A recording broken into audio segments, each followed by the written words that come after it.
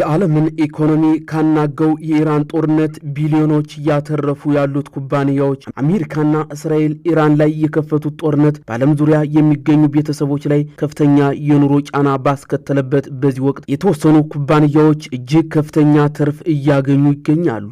በጦርነቱ ምክንያት የተፈጠረው እርግጠኝነት ማጣራትና ኢራን የወሰደችው ሆርሙዝ ወሽመጥን የመዝጋት እርምጃ የሸቀጦች ዋጋ በመናሩ የኑሮ ውድነትን እያስከተለ ይገኛል። የተቋማት ቤተሰቦችና መንግስታት ኪስም በዚሁ ምክንያት ተፈትኗል ማለት ነው። ጦርነቱ አንዳንዶችን ወደ ገደል አፋፍ ቢያደርስም ንግዳቸው በጦርነት ወቅት የበለጠ ትርፍ የሚያስገኝላቸው ወይም የኢነርጂ ዋጋ መናር የጠቀማቸው ተቋማት ግን ከዚህ በፊት ያልታየ ገቢ አስመዝግበዋል እየተባለም ይገኛል። በመካከለኛው ምስራቅ ግጭት መቀጠል ምክንያትም በቢሊዮን የሚቆጠር ዶላር እያተረፉ ያሉ ዘርፎች እና ኩባንያዎች መካከል የተወሰኑትን እናድርሳችሁ። ነዳጅና ጋዝ የመጀመሪያው ጉዳይ ሲሆን እስካሁን ድረስ ጦርነቱ ከፍተኛ ኢኮኖሚያዊ ጫናውን ያሳደረው የኢነርጂ ዋጋን በማናር ነው። ከዓለም የነዳጅና የጋዝ ጭነት 1/5 ያህሉ የሚጓጓዝበት የሆርሙዝ ወሽመጥም ከየካቲት መጨረሻ ጀምሮ ሙሉ በሙሉ በሚባል ደረጃ የመርከቦችን ጉዞ ማስተናገድ አቁሟል። ይህም የነዳጅ ዋጋ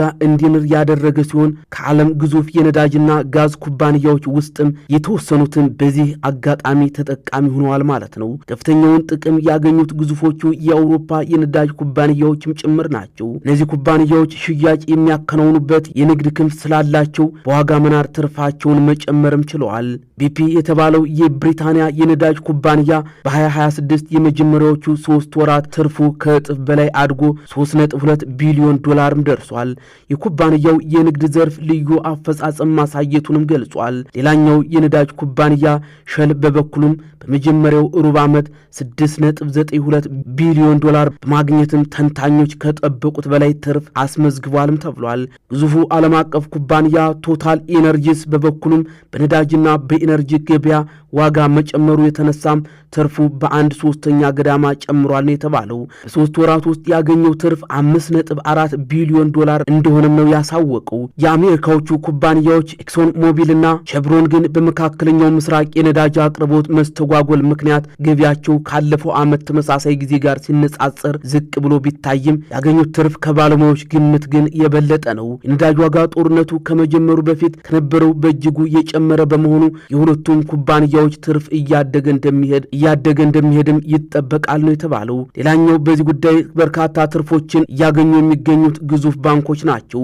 ከዓለም ትላልቅ ባንኮች መካከል የተወሰኑት በመካከለኛው ምስራቅ እየተካሄደ ባለው ጦርነት ወቅትም ትርፋቸው ጨምሮም ታይቷል። የጄፒ ሞርጋን የንግድ ዘርፍ በ2026 የመጀመሪያዎቹ 3 ወራት ውስጥ 11.6 ቢሊዮን ዶላር ታሪካዊ ገቢ አስመዝግቧል ነው የተባለው። ይህ ገቢ ባንኩ በታሪኩ ካገኛቸው ከፍተኛ የሩብ ዓመት ትርፍ ሁሉ በሁለተኛ ደረጃ ላይ የሚቀመጥ ሆኗል። ዋናዎቹ 6 ግዙፍ ባንኮች የሚባሉት ባንክ ኦፍ አሜሪካ፣ ሞርጋን ስታንሌ፣ ሲቲ ግሩፕ፣ ጎልድማን ሳክስ፣ ዌልስ ፋርጎ፣ ጄፒ ሞርጋን የዓመቱ መጀመሪያው 3 ወር ትርፋቸው በከፍተኛ መጠን አድጓል ነው የተባለው። ባንኮቹ በ2026 የመጀመሪያዎቹ 3 ወራትም የ47.7 ቢሊዮን ዶላር ትርፍ መመዝገባቸውንም አስታውቀዋል። በዌልስ ክለብ የኢንቨስትመንት ስትራቴጂ ዳይሬክተር ሱዛና ስትሬተር ከፍተኛ መጠን ያለው የንግድ ልውውጥ መኖሩ የኢንቨስትመንት ባንኮችን በተለይ ሞርጋን ስታንሌንና ጎልድማን ሳክስን ተጠቃሚ አድርጓልም ነው ያሉት። እነዚህ የዎል ስትሬት ዋነኛ አበዳሪዎች በንግድ ልውውጥ ፍላጎት መጨመር ምክንያትም ገቢያቸው አድጓል። ኢንቨስተሮች የመክሰር ስጋት ያለባቸውን አክሲዮኖችና ቦንዶችን በመሸጥም ገንዘባቸውን አስተማማኝ መስለው ወደሚታዩ ሀብቶች ለማዛወር መጣደፋቸው ለባንኮቹ ትልቅ እድልም ሆኗል። ጦርነቱ በፋይናንስ ገበያው ላይ የፈጠረውን የዋጋ መዋዠቅ ተጠቅመውም ለማትረፍ የሚፈልጉ ባለሀብቶችም የንግድ ልውውጥ መጠኑ እንዲጨምርም አድርገዋል። ስትራቴጂ ዳይሬክተሯ ስትሬተር በጦርነት ምክንያት የተፈጠረው አለመረጋጋት የንግድ ልውውጡ እንዲጨምር አድርጎታል ነው ያሉት።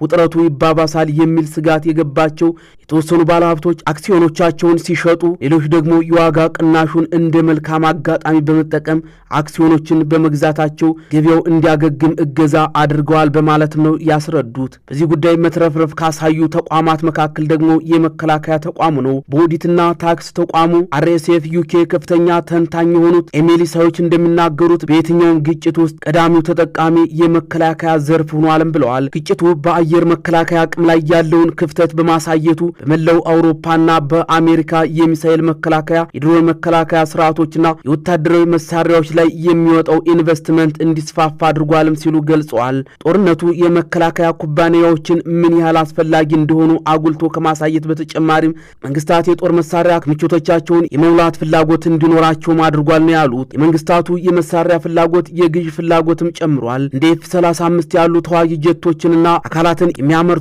BAE ሲስተምስ የተባለው ኩባንያ ባወጣው መረጃም በዚህ ዓመት ሽያጩና ትርፉ ላይ ጠንካራ እድገት ይኖራል ብሎ እንደሚጠብቅም አስታውቋል። በዓለም ዙሪያ የደህንነት ስጋት እየጨመረ መምጣቱ የመንግስታትን ወታደራዊ ወጪ ማሳደጉን የገለጸው ኩባንያው ይህ ሂደት በምላሹም ምቹ ሁኔታ እንደሚፈጥርለትም አስረድቷል። ሎኬድ ማርቲን፣ ቦይንግና ኖርዝሮፕ ግሩማን የተባሉት የዓለም ትላልቅ የመከላከያ ምርት አቅራቢዎችም በ2026 የመጀመሪያ ሩብ ዓመት መጨረሻ ላይ ከፍተኛ ትዕዛዝ እንደቀረበላቸውም አስታውቀዋል። ይሁን እንጂ ባለፉት ዓመታት በከፍተኛ መጠን ሲጨምር የነበረው የመከላከያ ኩባንያዎች አክሲዮን ዘርፉ የተሰጠው ዋጋ ከሚገባው በላይ ነው የሚል ስጋት በመፈጠሩ ከመጋቢት አጋማሽ አንስቶም ወርዷል ነው የተባለው። የታዳሽ ኃይል ሌላው ተጠቃሚ ሲሆን ጦርነቱ ዓለም አማራጭ የኃይል አቅርቦትን በማስፋት በነዳጅ ላይ ያለን ጥገኝነት መቀነስ ምን ያህል አስፈላጊ እንደሆነ ማሳየቱን በዌልዝ ክለብ የኢንቨስትመንት ስትራቴጂ ዳይሬክተር ሱዛና ስትሬተርም ይናገራሉ። እንደ ስትሬተር ገለጻ የትራምፕ አስተዳደር የነዳጅ ቁፋሮን በከፍተኛ ደረጃ በሚያበረታታበት አሜሪካ ውስጥ ጭምር የታዳሽ ኃይል ዘርፍ ፍላጎት በከፍተኛ ሁኔታ ጨምሯል ነው ያለው። ጦርነቱም በታዳሽ ኃይል ላይ የሚደረግ ኢንቨስትመንት የኢነርጂ አቅርቦት የተረጋጋ እንዲሆን ለማድረግና ድንገተኛ ቀውሶችን የመቋቋም አቅምን ለመገንባት አስፈላጊ መሆኑ ይበልጥ እንዲታመን ምክንያት መሆኑንም ዳይሬክተሯም ተናግረዋል። ከዚህ ቀውስ ተጠቃሚ ከሆኑ ኩባንያዎች አንዱ የሆነው በፍሎሪዳ የሚገኘው ኔክስቴራ ኤነርጂ በዚህ ዓመት የአክሲዮን ዋጋው በ17 በመቶ አድጓል ነው የተባለው። ይህ የዋጋ እድገት የታየው ደግሞ ኢንቨስተሮች በኩባንያው ዓላማ ላይ ያላቸው እምነት በመጨመሩ እንደሆነም ተገልጿል። ግዙፍ የዴንማርክ የንፋስ ኃይል ኩባንያዎች የሆኑት ቬስታስና ኦርስተድ በበኩላቸው ከፍተኛ ትርፍ ማግኘታቸውንም ገልጸዋል። የኩባንያዎቹ ትርፍ መጨመር የኢራን ጦርነት ተጽዕኖ የታዳሽ ኃይል ኩባንያዎችን እያሳደገ መሆኑንም ያመላከተ ሆኗል። የዩናይትድ ኪንግደሙ ኦክቶፐስ ኢነርጂ ደግሞ ከየካቲት መጨረሻ ጀምሮ የሶላር ፓናል ሽያጭ በ50 በመቶ ማደጉንም አስታውቋል። የነዳጅ ዋጋ መናርም የኤሌክትሪክ ተሽከርካሪዎች ፍላጎት እንዲጨምር ያደረገ ሲሆን በተለይም ደግሞ የቻይና አምራቾች አጋጣሚ እየተጠቀሙበት እንዳለም መረጃዎች ያሳያሉ ማለት ነው።